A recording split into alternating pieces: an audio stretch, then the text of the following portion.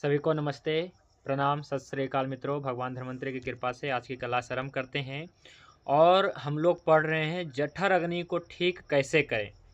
तो इस संदर्भ में जठर अग्नि के संदर्भ में जो सबसे प्रमुख औषधि या प्रथम औषधि हैं, जो आपके जठर अग्नि को ठीक करके पोषक रस की वृद्धि करता है। तो ऐसे एक कल्प है, पृथ्वी और आप महाभूत प्रधान है, मधुर एवं कषाय रस प्रधान है, स्वर्ण प्रभा। तो इसके बारे में आज पढ़ेंगे।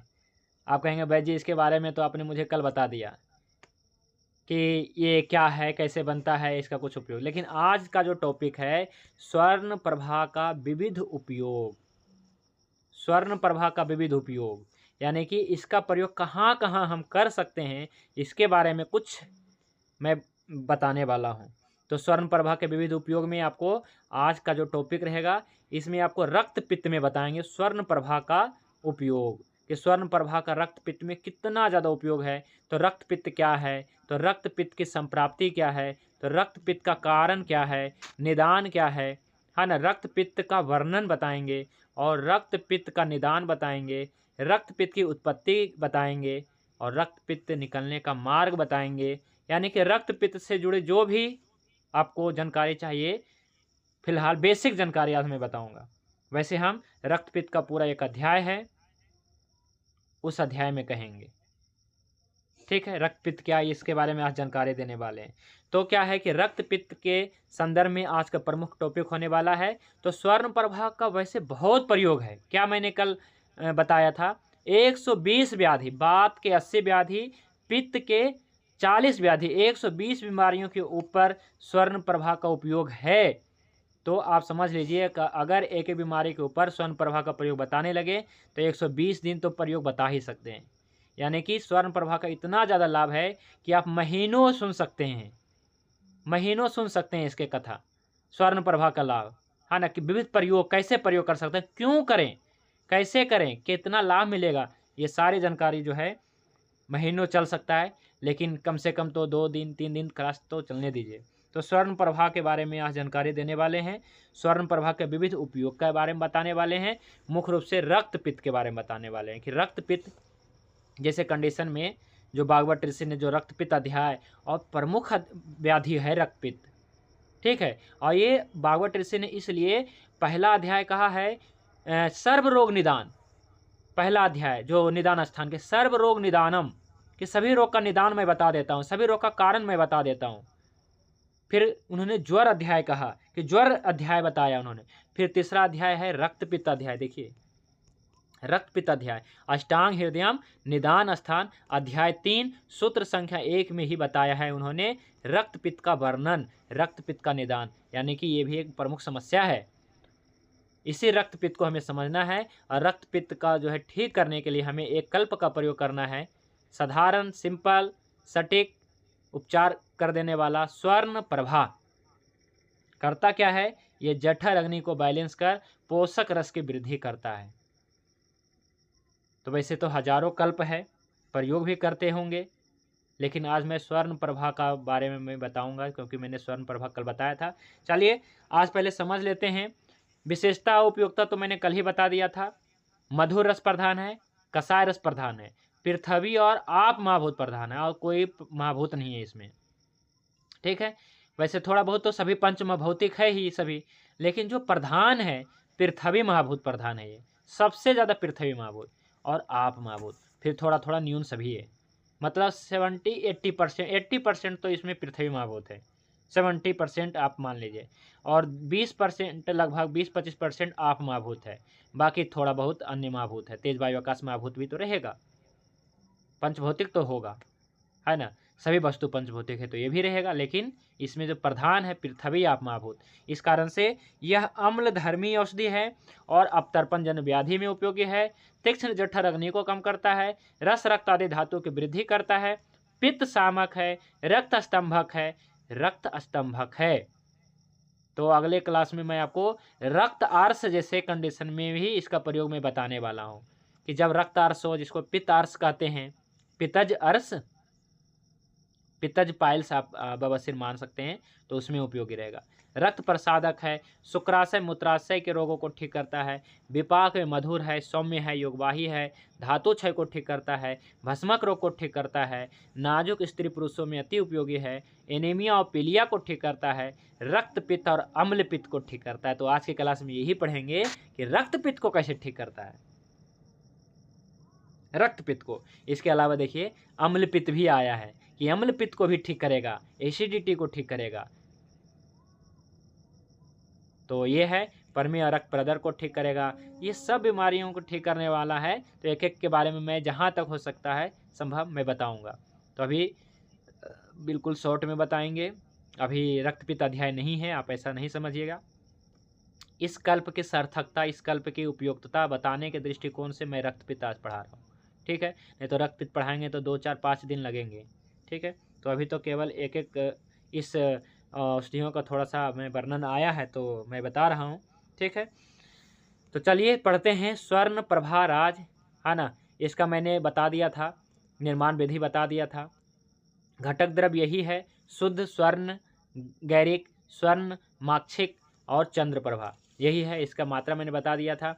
1 पुड़िया सुबह शाम खाने के बाद लेना है, व्यानोदय काल में लेना है या पित्त काल में लेना है। और मैं बता दूं कि अगर बहुत ज़्यादा समस्या है तो 4 बार ले सकते हैं जी। कोई भी दवाई को, मतलब इस दवाई को, स्वर्ण प्रभा को 4 बार ले सकते हैं। सुबह 6 बजे, मान लीजिए किसी को ब्लीडिंग पाइल्स है, ठीक है, या फिर मेनोरेजिया है, या फिर आर्टिकेरिया है, रक्तपित्त, या फिर हाइपर एसिडिटी, 4 बार ले सकते हैं। किस काल में ले सकते हैं जी? 4 बार। कौन सी काल है, कौन से काल में ले सकते हैं? पहला है अपान काल, तो सुबह 6 बजे, शाम को 6 बजे। हमारे दवाई कुछ ऐसा ही रहता है, सुबह 6 बजे, शाम को 6 बजे अपान काल, 10 बजे, 2 बजे पित्त काल। तो यही 4 बार लेना है। किसके साथ लेना है तो मैंने बताया ही है, गौ दूध के साथ में लेना है, और या ना मिले तो मक्खन के साथ भी ले सकते हैं। नवनीत मक्खन के साथ भी ले सकते हैं, मक्खन के साथ तो बहुत बढ़िया है। लो बीपी की बहुत अच्छी औषधि है ये, ठीक है। तो जिसको लो बीपी रहता है तो मक्खन के साथ में स्वर्ण प्रभा दीजिए, लो बीपी वाले को। यही एक दवाई हो सकता है, मक्खन। नहीं तो लो बीपी की दवाई खोजिए आयुर्वेद में तो बहुत कम मिलेगा, है ना। यही सब है, दूध घी वगैरह ये सब है, लेकिन ये बहुत अच्छी औषधि है, स्वर्ण प्रभा, ठीक है जी। नहीं तो आपको डॉक्टर बता देगा मीठा खा लो, चीनी खा लो, इस प्रकार से बता दिया जाता है। पर स्वर्ण प्रभा क्या है, लो बीपी की बहुत अच्छी दवाई होगी, ठीक है। जिसकी 4 खुराक देना है प्रतिदिन। अगर बहुत ज़्यादा समस्या है, सुबह 6 बजे, शाम को 6 बजे अपान काल, और पित्त काल 10 बजे और 2 बजे, बस।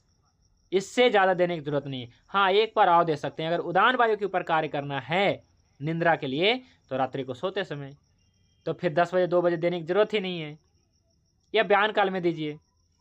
तो 4 बार मैक्सिमम दे सकते हैं, ज़्यादा से ज़्यादा 5 बार दे सकते हैं उदान काल में, लेकिन 5 बार तो नहीं कोई ले सकता है।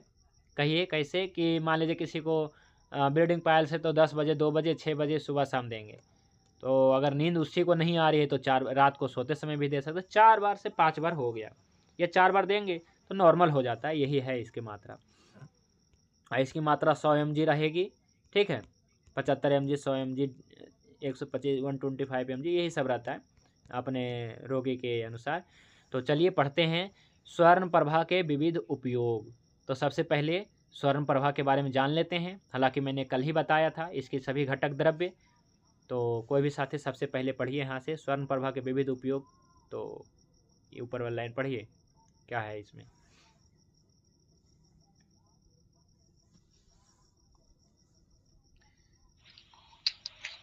स्वर्ण मांछिक एक गिरि संभव खनिज धातु है। यह लौह का एक सौम्य कल्प है। यह विपाक में मधुर, तिक्त रसायन गुणधर्म वाला, योगवाही, पित्तनाशक, स्तंभक और रक्त प्रसादक है। यह सुकुमार, बाल रोगी, नाजुक स्त्री पुरुषों में अत्यंत उपयोगी है। पांडु, कमला जैसे व्याधियों की संप्राप्ति भंग होने के बाद जब रक्त धातु को बल देना होता है, तब स्वर्ण मांछिक के प्रयोग से रक्ताणुओं की वृद्धि होती है। ठीक है जी, पित्तज में ठीक है, पहले समझते हैं। तो स्वर्ण प्रभा का एक औषधि जो कल्प है, इसमें जो स्वर्ण प्रभा में स्वर्ण माक्षिक है, इसी से तो नाम इसका स्वर्ण प्रभा डला है कि स्वर्ण माक्षिक है और चंद्र प्रभा है और शुद्ध स्वर्ण गैरिक है। तो हमने बताया था कि दो प्रमुख घटक द्रव्य है इसमें और तीसरा एक्स्ट्रा मतलब है ये स्वर्ण माक्षिक। दो से भी बन जाएगा, नहीं तो तीनों मिलाते हैं तो बहुत उत्तम बनेगा। तो स्वर्ण माक्षिक जो है या फिर कहीं स्वर्ण प्रभा जो है, इसमें जो दो प्रमुख घटक द्रव्य है वो क्या है? खनिज धातु है, गिरी संभव खनिज धातु है। क्या है जी? खनिज धातु है। सोना गिरू आपने देखा ही हो, खनिज धातु है। इस प्रकार से देखिए, बहुत ये रेड कलर का होता है, बहुत ज़्यादा, है ना। ये लाल, ये स्वर्ण गेरू है, ठीक है।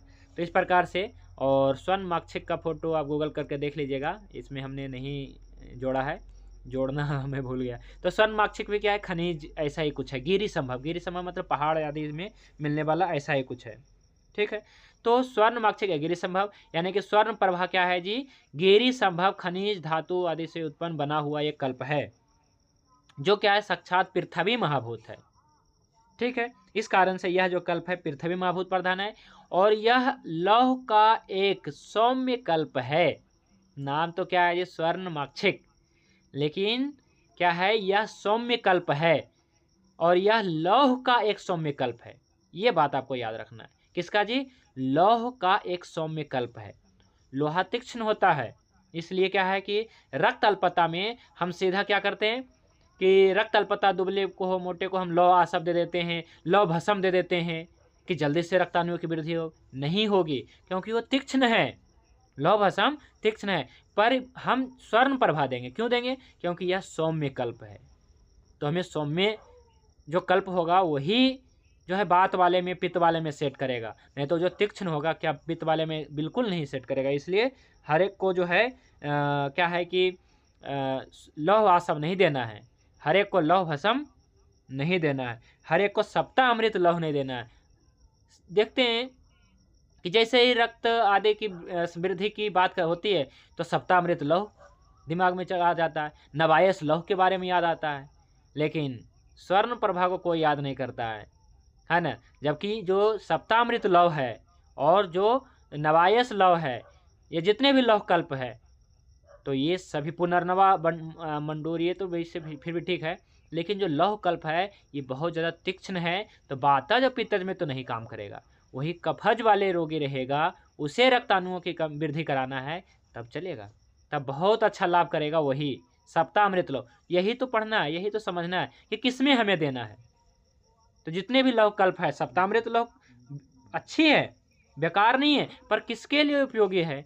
तो कफज हम मानते हैं, जिनका जन्म प्रकृति कफ की है उनके लिए बढ़िया है। लेकिन जो स्वर्ण प्रभा है वो वात और पित्त वाले रोगियों के लिए बेहतर होगा, जिसके हमें रक्ताणुओं की वृद्धि करना है। तो देखिए आया है, यह सुकुमार, बाल रोगी, है ना, वृद्ध रोगी, नाजुक स्त्री पुरुषों में अत्यंत उपयोगी है स्वर्ण प्रभा। जबकि क्या है कि लौह भस्म उपयोगी नहीं होगा नाजुक स्त्री पुरुषों में, या फिर बाल वृद्ध पुरुषों में, या फिर छीन जो अपतर्पण जन्य, यानी कि जिनकी बात और पित्त प्रकृति है, उनमें लौह कल्प उपयोगी नहीं है, ठीक है जी। तो हम क्या उपयोग करें? तो स्वर्ण प्रभा उपयोग करें, ठीक है। जो क्या है जी? विपाक में मधुर है, तिक्त रसायन है, रसायन भी है, और योगवाही है, और पित्तनाशक है, स्तंभक है, रक्त प्रसादक है, और सबसे बड़ी बात यह सौम्य कल्प है लौह, लेकिन लौह एक सौम्य कल्प है।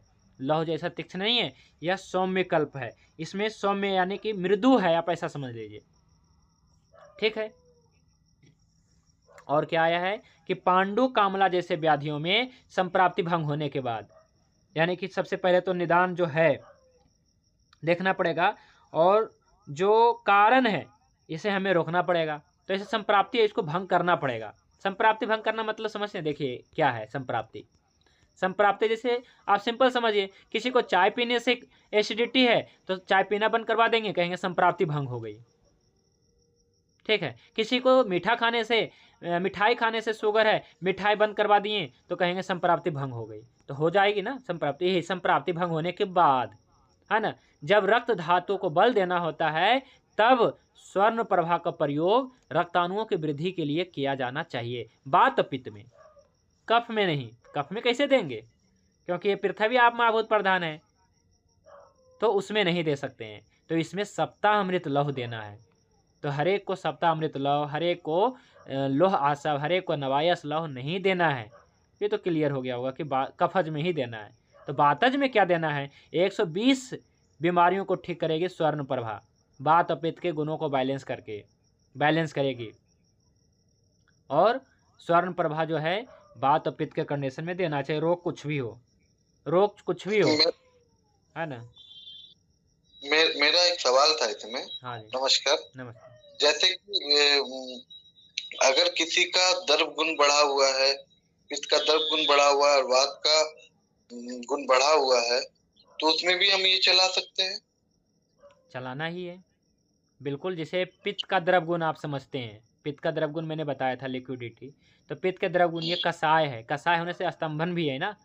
तो क्या होता है कि पित्त के अभी द्रव गुण के बारे में जो एसिडिटी आज का टॉपिक में नहीं है, क्योंकि ये रक्त पित्त का टॉपिक है। जब अम्ल पित्त मैं बताऊंगा, हाइपर एसिडिटी, उसमें है स्वर्ण प्रभा का उपयोग, तो उसमें आप समझ जाएंगे कि कैसे पित्त का द्रव गुण बढ़ता है, तब जो एसिडिटी उत्पन्न होता है, तब हमें स्वर्ण प्रभा जैसे ही कल्प देना है, ताकि जो एसिडिटी, जिससे क्या है कि अधिक पानी है ना, दलदल है, तो उसमें अधिक सूखा मिट्टी ही डालेंगे, है ना। ये तो पानी पूरा निकालेंगे या फिर सुखाएंगे, धूप डाल के, धूप लगा करके जैसे भी हमें सुखाएंगे, या तो मिट्टी, कड़ा मिट्टी, सूखा मिट्टी डाल देंगे ताकि दलदल समाप्त हो जाए। जो द्रव गुण है वो समाप्त कर देता है स्वर्ण प्रभा। क्यों? क्योंकि ये कसाय भी है और पृथ्वी महाभूत प्रधान है। तो होता है बिल्कुल। आपका ये प्रश्न का उत्तर और भी मिलेगा। हाँ, अम्ल पित्त अध्याय में, मैंने अम्ल पित्त का टॉपिक कल लेंगे हम नेक्स्ट क्लास में। अभी तो आज तो रक्त पित्त पढ़ लेते हैं पहले। तो आपका जो है प्रयोग लेकिन करेंगे वहाँ पर भी, है ना। जब क्या है, पित्त का द्रव गुण बढ़ जाने से एसिडिटी हो जाती है, अम्ल पित्त, तो उस कंडीशन में हमें देना होता है। ठीक है, इसके बारे में नेक्स्ट क्लास में। तो पित्तज विकारों में विशेष रूप से इसका प्रयोग करना है।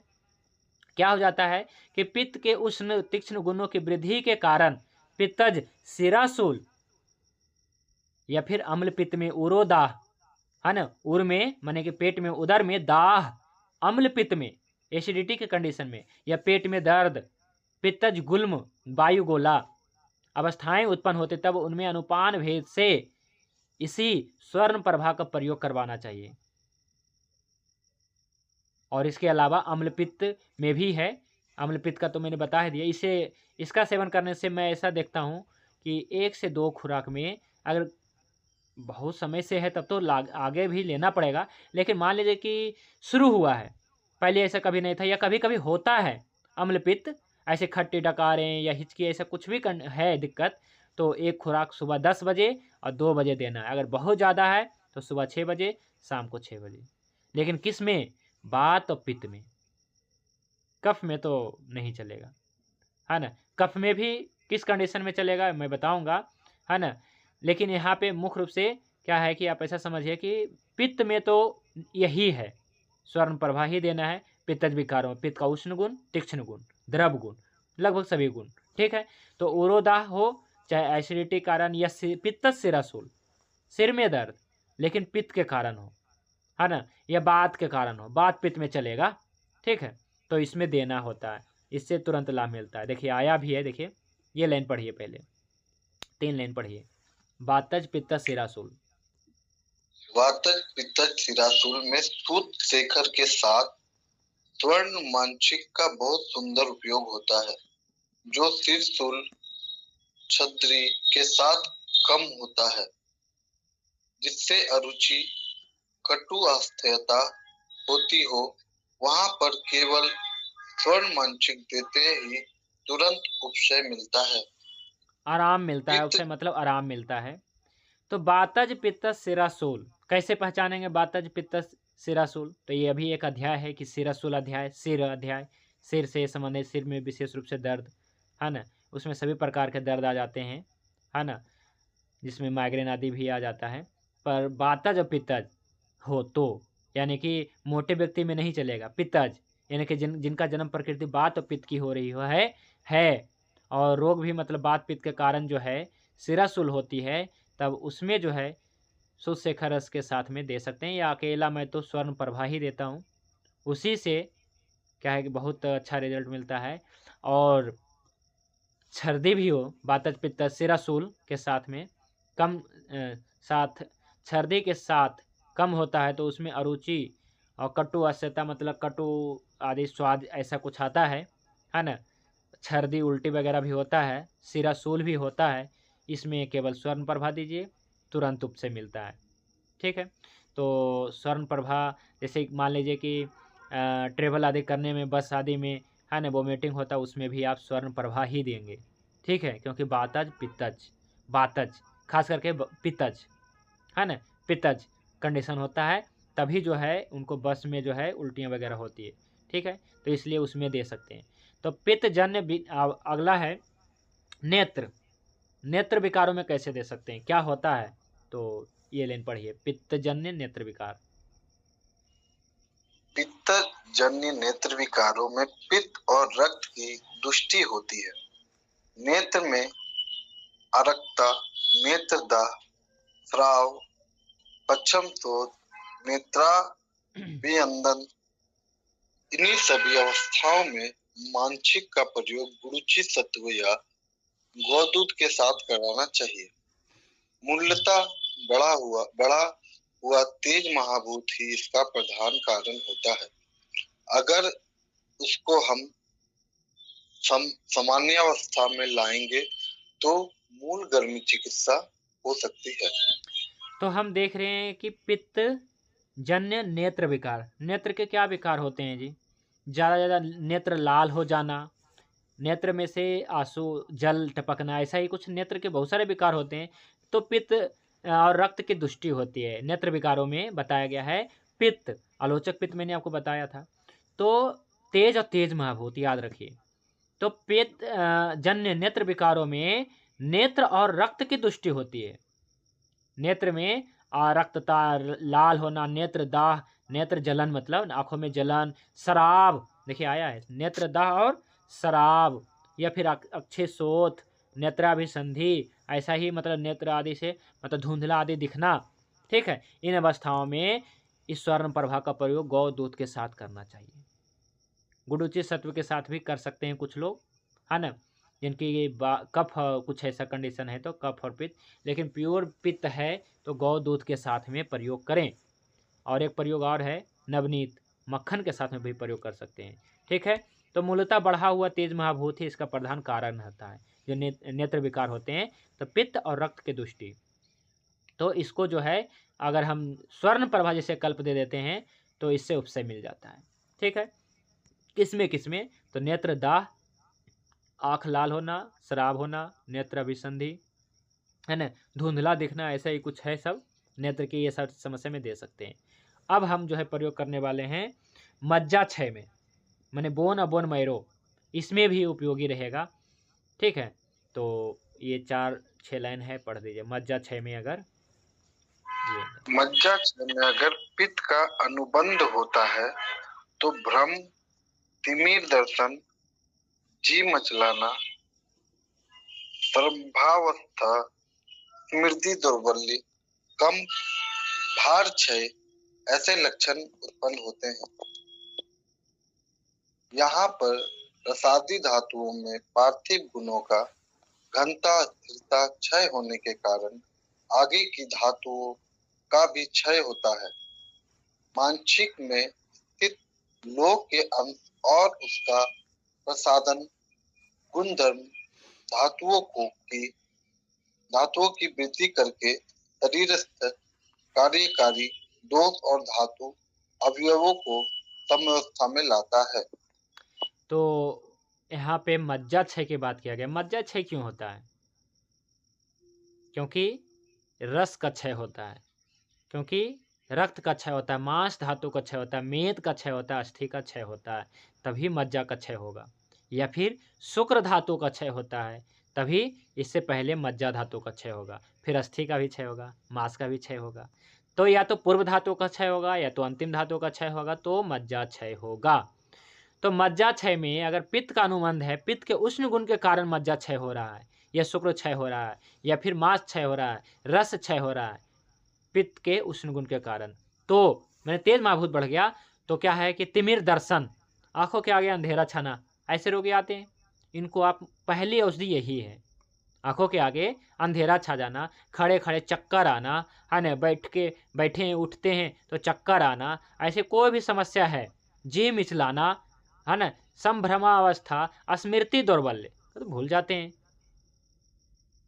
तो ये सब व्याधियों में आप निश्चित रूप से पहली औषधि के तौर पे स्वर्ण प्रभा ही देना चाहिए। पृथ्वी आप महाभूत, कारण यही है, पृथ्वी आप महाभूत प्रधान कल्प है, इसको बढ़ाता है। और चूंकि क्या होता है, वायु महाभूत और आकाश महाभूत बढ़ जाता है इन सभी रोग में, तो ठीक करता है। तो इसलिए मैंने कहा था कि मज्जा क्षय में ये चाहे कोई भी धातु का क्षय है, स्वर्ण प्रभा देना है, ठीक है। स्मृति दौर्बल्य हो या संभ्रमावस्था, यानी कि भ्रम आदि हो जाता है जिनको, है ना, भ्रम रहता है, याद नहीं रहता है, जी मिचलाता है, घबराहट, अगर दुबले पतले व्यक्ति बात पित्त कंडेंशन में दे सकते हैं। या धातुओं की वृद्धि करना है, चाहे कोई भी धातु, रस धातु हो, शुक्र धातु हो, मांस धातु हो, सभी धातुओं की वृद्धि करने के लिए प्रथम औषधि कल्प के तौर पे आपको स्वर्ण प्रभा देना है, ठीक है जी। तो अभी भी हम पढ़ रहे हैं, विविध उपयोग ही पढ़ रहे हैं, अभी अम्ल पित्त के बारे में, रक्त पित्त के बारे में नहीं आया है। तो अब हम पढ़ेंगे रक्त पित्त। देखिए अभी तक हमने क्या बताया, ये सब वेदेह के बारे में बताया, पांडु कामला जैसे व्याधियों में क्यों देना है, कब देना है ना, कब लौह यूज करना है, सप्तामृत लौह, कब जो है स्वर्ण प्रभा यूज करना है, ये मैंने बताया। और अब फिर मैंने शिराशूल में बताया, नेत्र विकार में बताया, और अब हम पढ़ते मज्जा क्षय में बताया, और अब हम पढ़ते हैं अम्ल पित्त, ठीक है जी। चलिए यहाँ पढ़िए, रक्त पित्त में, हाँ अम्ल पित्त नहीं, रक्त पित्त, रक्त पित्त पढ़िए।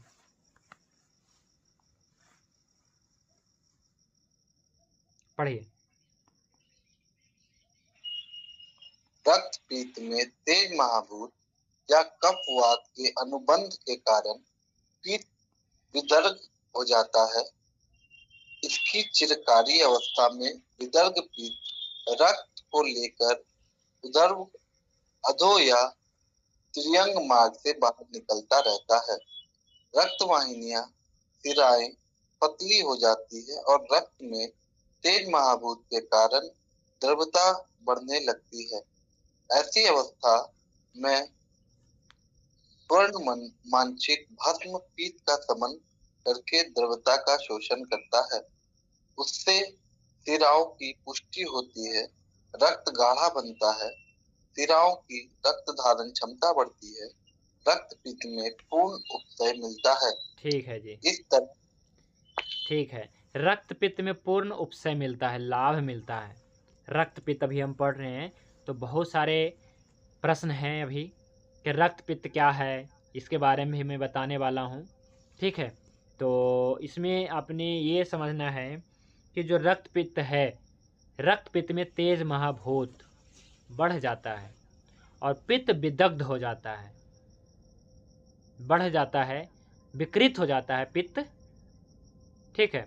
तो चिरकारी अवस्था में विदग्ध पित्त जो है रक्त को लेकर, है ना, क्या है, रक्त को लेकर पित्त, समझिएगा, विदग्ध पित्त जो है रक्त को लेकर ऊर्ध्वांग या अधोमार्ग या तिर्यक मार्ग से निकलता है, बाहर निकलता है। तिर्यक मार्ग में कान वगैरह, देखिए कान से भी रक्त निकलता है जी, अभी तो मैं बताऊंगा, इसमें लिखा है आंखों से भी रक्त निकलता है, ठीक है।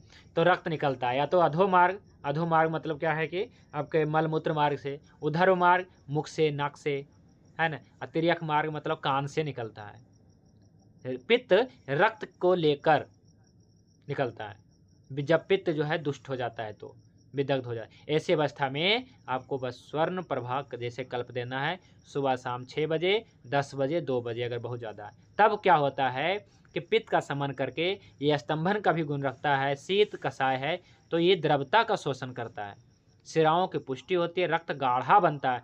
बहुत सारे रोगी का जो है ब्लड पतला हो जाता है, रक्त भी कम हो जाता है, रक्त पतला भी हो जाता है। तो ये अच्छा कल्प है स्वर्ण प्रभा। इससे क्या होता है कि आपका रक्त भी गाढ़ा होता है, रक्त भी बढ़ता है, रक्त भी गाढ़ा होता है, जिससे लो बीपी ठीक होता है।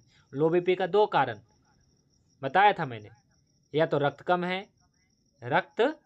है, मात्रा में ही कम है, या फिर एक दूसरा कारण भी बताया था, है ना? या फिर ऐसा वैसा रक्त पतला भी हो, पर अगर प्रमाण में होगा तो नहीं होगा, ठीक है, बीपी लो। पर क्या अगर रक्त कम है तो बीपी लो तो होगा ही। या फिर दूसरा एक और कारण मैंने बताया था, वो तो फिर विस्तार में चले जाएंगे। अभी बस इतना जानते हैं कि लो बीपी में आप इसे दे सकते हैं, रक्त को गाढ़ा बना सकते हैं। तो इस तरह जो है स्वर्ण प्रभा जो है, इसकी उपयुक्तता पांडु, कामला, अम्लपित्त, रक्तपित्त, प्रमेह, प्रदर, इसके बारे में तो मैंने कल बताया ही था जी, ठीक है। तो अब यहाँ से पढ़िए, कुछ चिकित्सक का क्या विश्वास है, ये पढ़िए, क्या मानते हैं। कुछ चिकित्सकों का विश्वास है कि स्वर्ण भस्म के अभाव में इसलिए दिया जाता है कि इसमें स्वर्ण का कुछ अंश रहता है, किंतु यह सिर्फ भ्रम है। वास्तव में स्वर्ण मांछिक लोह का सौम्य कल्प है। हाँ, लोह में जो कठोरता, उष्णता और तीव्रता आदि गुण रहते हैं, वे इस भस्म में नहीं है। लोह का अति सौम्य कल्प होने से यह कमजोर, सुकुमार एवं नाजुक स्त्री पुरुष तथा बालकों के लिए अत्यंत उपयोगी है। क्या बताया मैंने, पहले भी बताया था मैंने, फिर से मैं बता रहा हूँ कि यह जो है स्वर्ण माक्षिक भस्म स्वर्ण के अभाव में दिया जाता है, क्योंकि उसका पूरा लाभ मिलता है, स्वर्ण जैसा पूरा लाभ मिलता है। रक्ताणुओं की वृद्धि करता है, रस धातु की वृद्धि करता है, रसायन है, योगवाही है काम स्वर्ण का, लेकिन इसमें स्वर्ण का अंश नहीं रहता है जी। कहीं कैसे? क्योंकि स्वर्ण के खदान से नहीं निकलता ये, कॉपर पायराइट इसे कहा जाता है। इसमें आयरन, लोहा और तांबा का ही इसमें अंश है। तो देखिए इसमें आया ना, यह सिर्फ भ्रम है। वास्तव में स्वर्ण माक्षिक लौह का सौम्य कल्प है, हमेशा याद रखिएगा। लेकिन ये सौम्य कल्प है, लौह तीक्ष्ण कल्प है और माक्षिक लौह का सौम्य कल्प है। हाँ, लोहा में जो कठोरता है, उष्णता है, तीक्ष्णता है, तीव्रता है, ये इसमें नहीं है बिल्कुल। इसलिए सेफ मेडिसिन, बात और पित्त के लिए बिल्कुल सेफ और यही उपयोग होगा। यहाँ पे लौह भस्म नहीं चलेगा। तो लौह का अति सौम्य कल्प होने के कारण कमजोर, नाजुक, सुकुमार, बालक, वृद्ध, स्त्री पुरुष को दिया जाना चाहिए इसे, बात पित्त के कंडीशन में, ठीक है। रसायन का काम करेगा। तो यह जो स्वर्ण प्रभाकल्प है, विपाक में मधुर, तिक्त रसायन, वृष, योगवाही, शक्तिवर्धक, पित्त सामक, सेतवीर, अष्टंभक और रक्त प्रसादक है। इससे आपको पांडु, कामला, जीर्ण ज्वर, निद्रानाश, दिमाग की गर्मी, पित्त विकार, नेत्र विकार, बमन, उबकाई, समझ रहे हैं, उबकाई। अब देखिए किसको किसको उबकाई होता है, आप उस समय सभी में दे सकते हैं, चाहे प्रेग्नेंट महिलाएं हों, जब 1-2 महीना होता है तो उबकाई वगैरह आता है, ये सब में देना है, बिल्कुल देना चाहिए। सुबह 6 बजे, शाम को 6 बजे, पित्त काल में नहीं, उसमें आपको अपान काल में दे करके देखना है, ठीक होता, मैं यही देता हूँ। अम्ल पित्त, रक्त पित्त, वर्ण दोष, प्रमेह, प्रदर, मूत्र कृक्ष, सुबह 6 बजे, शाम को 6 बजे देना है मूत्र कृक्ष में। शिराशूल, उदान काल, रात्रि को देना है। विष विकार में भी देना है। अर्श, ब्लीडिंग पाइल्स में देना है। उदर रोग, इसमें देना है। कंडू, कुष्ठ, इतने सारे व्याधियों में उपयोगी है जी, साफ साफ लिखा है। ये मूत्र कुछ के बारे में थोड़ा सा समझाइए ना। ये मूत्र से संबंधित समस्या हो जाता है कईयों को, है ना। बहुत ज़्यादा मतलब क्या है कि जोर लगाना पड़ता है, रुक रुक के आता है, बूंद बूंद आता है, ऐसे कोई बीमारी बताएंगे इसके बारे में। चलिए ये पढ़िए, यद्यपि पांडु कामला रोग, इसके बारे में पढ़िए। यद्यपि पांडु, कामला आदि रक्ताल्पता की प्रधान औषधि लौह भस्म है, किंतु यदि लौह भस्म से रोग का शमन ना हो तो लौह का सौम्य कल्प मंडूर का प्रयोग करें। अगर मंडूर से भी सफलता नहीं मिले तो स्वर्ण मांछिक भस्म का प्रयोग करना चाहिए। स्वर्ण मांछिक भस्म एक रत्ती, कशिश भस्म आधी रत्ती, माणिक्य भस्म आदि रत्ती के साथ मधु में मिलाकर देने से रक्ताणुओं की वृद्धि होकर पांडु रोग मूल नष्ट हो जाता है। बच्चों को गहरी निद्रा लाने का तो इसमें प्रधान गुण है। ठीक है, देखिए यहाँ पे क्या बताया गया है, बहुत ही बड़ी बात बताया गया है यहाँ पे कि स्वर्ण प्रभा का उपयोग कहाँ पे करें। तो लौह भस्म का प्रयोग कहाँ पे करते हैं लोग?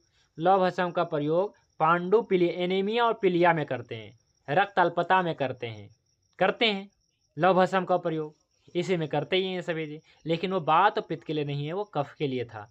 लेकिन समझ यही बनाना है अपने को, तो क्या है, किंतु यदि लौह भस्म से रोग का शमन ना हो तो लौह का ही सौम्य कल्प है मंडूर भस्म, वो देते हैं। और बताया गया अगर मंडूर से भी सफलता ना मिले तब जो है स्वर्ण माक्षिक भस्म का प्रयोग करें। तो हम ये बेवकूफ़ी क्यों करें? पहले हम जो है लौह भस्म दें, फिर हम मंडूर भस्म दें, फिर हम जब हमें पता है कि यहाँ पे स्वर्ण माक्षिक देना है तो हम सीधा स्वर्ण माक्षिक ही देंगे। ठीक है, तो इसलिए क्या है, बात और पित्त में, समझिए, बात और पित्त में सीधा हमें स्वर्ण प्रभा ही देना है, और कफ में हमें जो है लौह भस्म देना है। ठीक है जी, कफ में लौह भस्म देना है रक्त अणुओं की वृद्धि करने के लिए। तो क्या है कि यहाँ पे यही बताया गया। और बच्चों की निंद्रा लाने के लिए जब ये गुण है इसमें, तो बड़ों को भी नींद लाएंगे, ऐसी बात नहीं है बड़ों की नींद नहीं लाएंगे। जो उदान वायु का तेज में अभूत बढ़ जाता है, निंद्रा आ जाती है, निश्चित रूप से रात्रि को उदान काल में देने से नींद आती है जी, अच्छी नींद आती है इस प्रकार से। और रक्ताणुओं की वृद्धि करना है तो ब्यान काल में दीजिए। ठीक है, चलिए अब जो है पढ़ते हैं कि भागवत ऋषि ने क्या कहा है रक्त पित्त के बारे में। ठीक है, तो सबसे पहले पढ़िए रक्त पित्त निदान एवं संप्राप्ति। रक्त पित्त क्या है और यह कैसे बनता है? रक्त पित्त निदान एवं संप्राप्ति अत्यधिक गर्म, तीक्ष्ण, चरपरे, कड़वे, खट्टे, नमकीन आदि विदाह कारक पदार्थों का कोदो,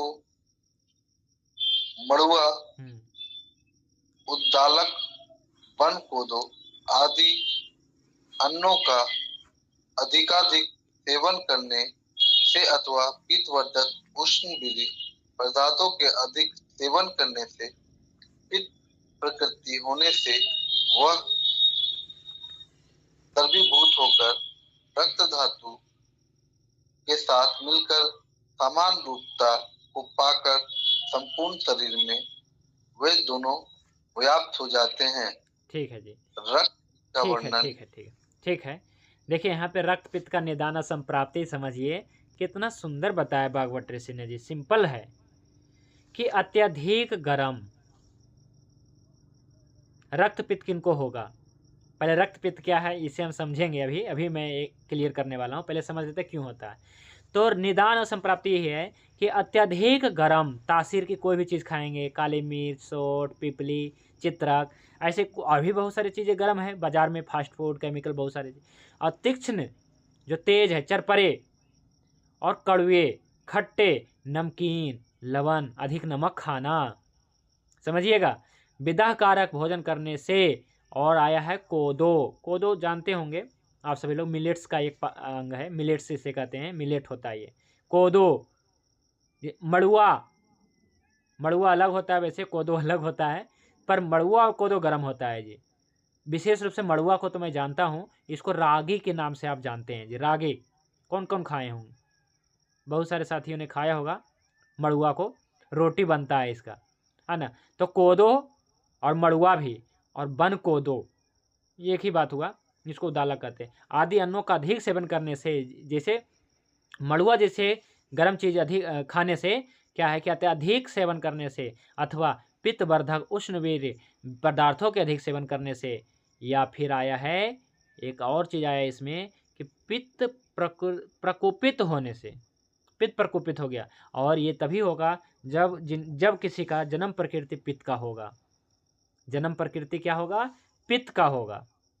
ठीक है, और जन्म प्रकृति पित्त का किसका होगा? जिसका रक्त धातु का निर्माण अगस्त और सितंबर यानी कि शरद ऋतु में हुआ है। ठीक है, शरद ऋतु में हुआ है, यानी कि जिसका जन्म लगभग फरवरी या मार्च में हुआ है। मार्च में मान के चलिए, तो अप्रैल मई जून जुलाई अगस्त, मार्च अप्रैल में जिसका जन्म हुआ है, 2 महीने में विशेष रूप से बता रहा हूँ, मार्च और मई, तो उनका जो है जन्म प्रकृति पित्त का बनेगा। और वैसे व्यक्ति को रक्तपित्त होने का बहुत ज़्यादा चांस है ना। रक्तपित्त, अब देखिए किनका किनका जन्म प्रकृति है, आपके देखिए आपके किस रोगी का जन्म प्रकृति जो है, जन्म जो है मार्च अप्रैल में हुआ है और जन्म प्रकृति पित्त का बैठ रहा है और रक्त पित्त है, तो कहिए सिंपल है जी, आपका जन्म प्रकृति बन गया है तो ये तो होगा। अब तो आपको क्या है कि पित्तवर्धक आहार विहार से बचना है, तभी इसका उपाय है, दवाई इसका उपचार नहीं है। आज तक मैं अपना बताता हूँ, मुझे कभी भी रक्त पित्त नहीं हुआ है जी, न आँख से, न कान से, न मतलब कि मूत्र मार्ग, गुदा मार्ग, कहीं से भी एक बूंद भी नहीं, क्योंकि जन्म प्रकृति नहीं है पित्त का। और देखिए जिनकी जन्म प्रकृति है, सिंपल मतलब वैसे भी देखे होंगे, हमारे जो बहुत सारे सहपाठी होते थे क्लास में, उनका जो है गर्मी के दिन में नाक से निकल जाता था, तो कहते नाक से निकल गया, तरबूज खाओ तरबूज खाओ, ऐसे ही खूब मतलब क्या है कि माता पिता परेशान हो जाते थे। लेकिन क्या है कि हमारा जो है जन्म प्रकृति पित्त नहीं है, इस कारण से नहीं होता है। लेकिन जिनका जन्म प्रकृति पित्त का है, कुछ भी थोड़ा सा गर्म चीज़ खा लिया, चाहे मूंगफली खा लिया या फिर बाजार का कोई भी पित्तवर्धक विधाकर, नाक से खून आ जाता है, तो क्या करें। तो इसमें जो है आपको सिंपल है, आपको स्वर्ण प्रभा दे देना है, सुबह 6 बजे शाम को 6 बजे, ज़्यादा हो गया तो आपको 10 बजे और 2 बजे देना है पित्त काल में, विशेष रूप से 10 बजे 2 बजे तो देना ही देना है। अब पित्त काल में ही ये समस्या ज़्यादा होता है, 10 बजे 2 बजे, रात को नहीं होगा किसी को नाक से, या फिर जो भी है चीज़ें नाक से, क्योंकि पित्त काल में पित्त के बढ़ने से होता है ये, तो इसलिए यहाँ पे आया। रक्त पित्त का जो है वर्णन इस प्रकार से है, जिनके जन्म प्रकृति पित्त का है उनको ये समस्या ज़्यादा होगा। तो ये रक्त पित्त है क्या, चलिए पढ़िए यहाँ से, रक्त पित्त क्या है जी, है ना, इसे समझते हैं। आज हम बहुत बड़ा टॉपिक बनाए थे, है ना, कि आप ये टॉपिक अपना क्लियर करें। तो सबसे पहले पढ़िए रक्त पित्त क्या, रक्त पित्त क्या है, यहाँ से पढ़िए कोई भी साथी, 1 मिनट, रक्त पित्त क्या है, हाँ ये है, क्या है रक्त पित्त, पढ़िए। जब पित्त विदर्भ होकर रक्त में जा मिलता है, तब रक्त वाहिनियां हिराएं पतली हो जाती है और रक्त में दूषित पित्त की गर्मी अधिक बढ़ जाने से रक्त वाहिनी की पतली सिराएं फूट जाती है, जिसके द्वारा दूषित रक्त का प्रवाह होने लगता है। यह रक्त अधोमार्ग, गुदा, लिंग अथवा अधोमार्ग, मुख, कान, नाक आदि द्वारा निकलने लगता है। दोषों के विशेष होने से रोम छिद्रों द्वारा भी निकलने लगता है। यही रक्तपित्त है। इस रोग में मानसिक भस्म से बहुत फायदा होता है, जिससे दूषित पित्त सम्मिलित होकर रक्त भी गाढ़ा होने लगता है, जिससे रक्त वाहिनियां सिराएं पुष्ट होती है और उसमें रक्त को अपने अंदर धारण करने की शक्ति उत्पन्न होती है।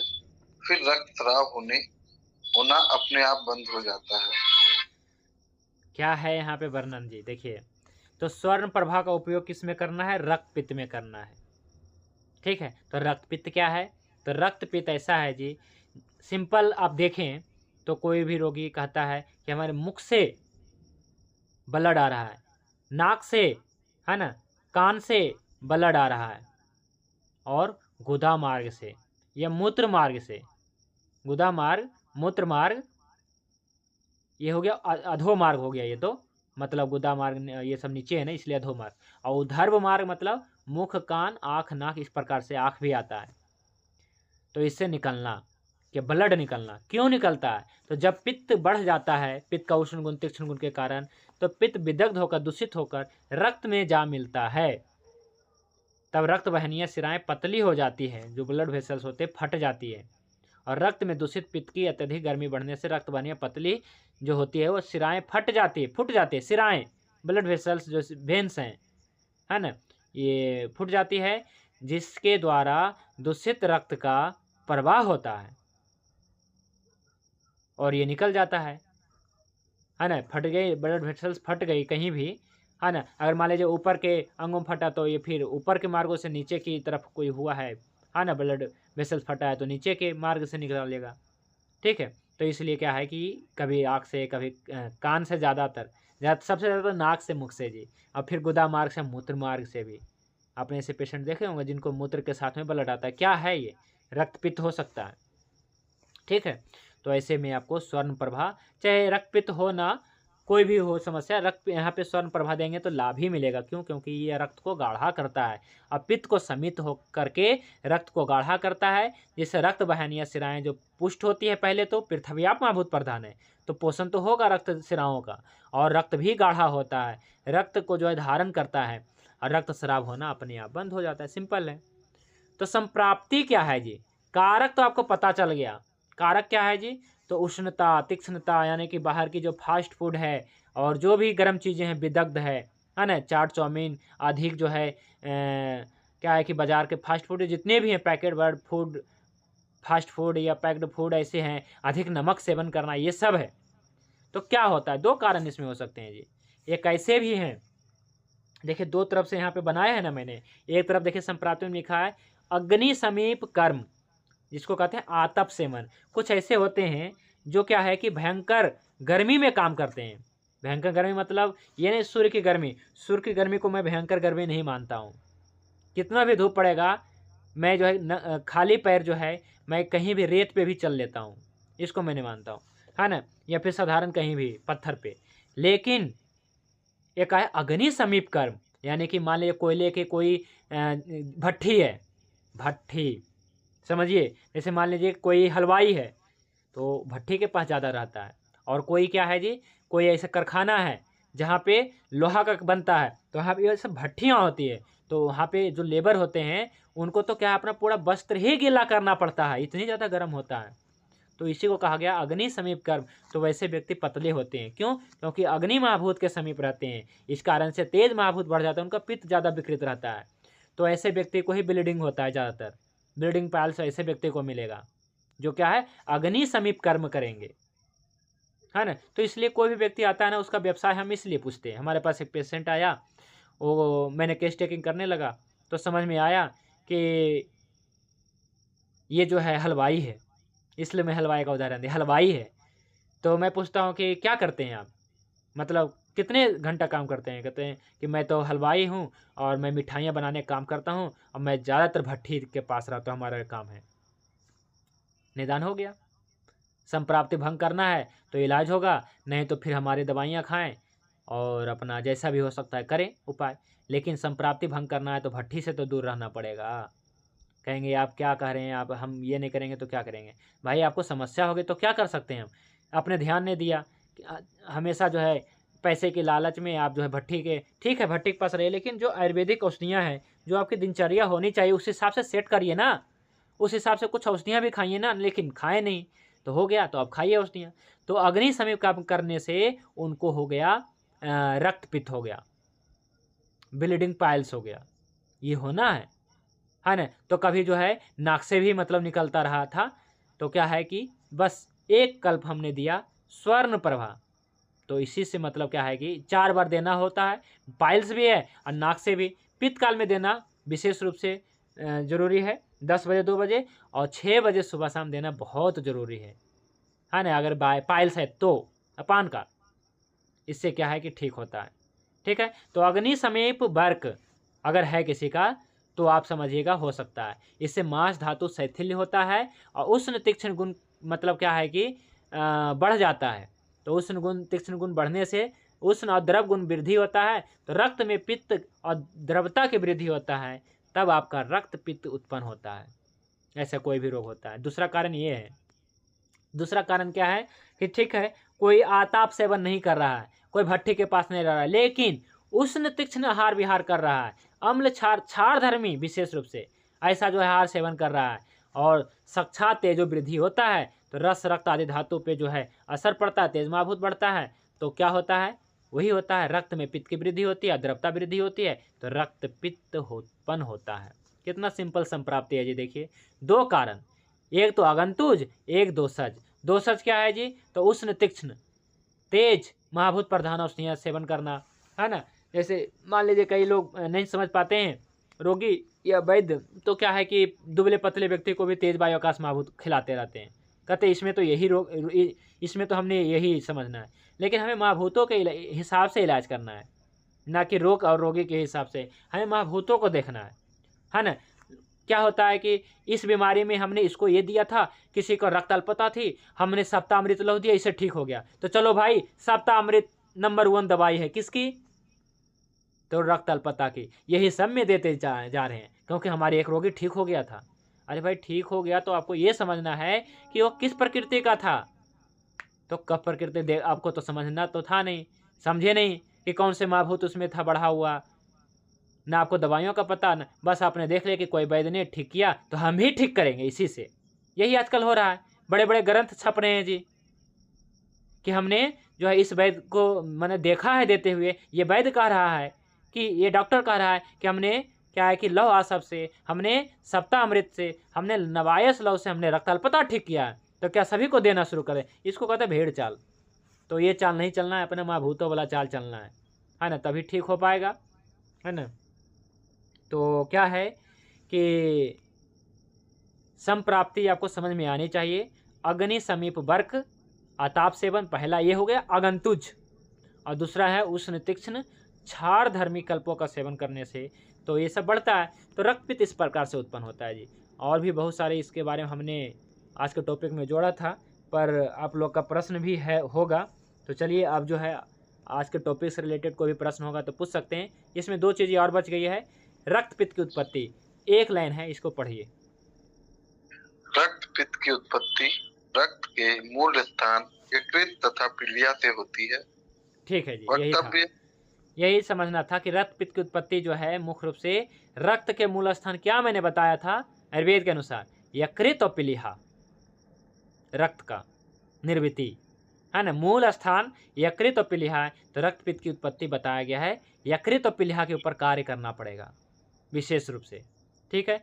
और रक्तपित्त निकलने का मार्ग तो मैंने पहले ही बता दिया है। ऊपरी मार्ग जिसमें मैंने आपको बताया है, नेत्रों से, कानों से, मुख से, नासिका छिद्रों से निकलता है, और अधो मार्ग में गुदा मार्ग से, लिंग मार्ग से, है ना, मूत्र मार्ग से निकलता है। तो अत्यंत कुपित हुआ रक्तपित्त उक्त सभी मार्गों से निकलने के साथ संपूर्ण रोम कोपों से भी निकलता है। ऐसा हमने नहीं केस देखा है, लेकिन रोम कोप भी लिखा हुआ है जी, देखिए, ठीक है। तो ये वही बताया गया है, और भी चीज़ें इसमें बताया गया रक्तपित्त के बारे में, है ना। इसमें तो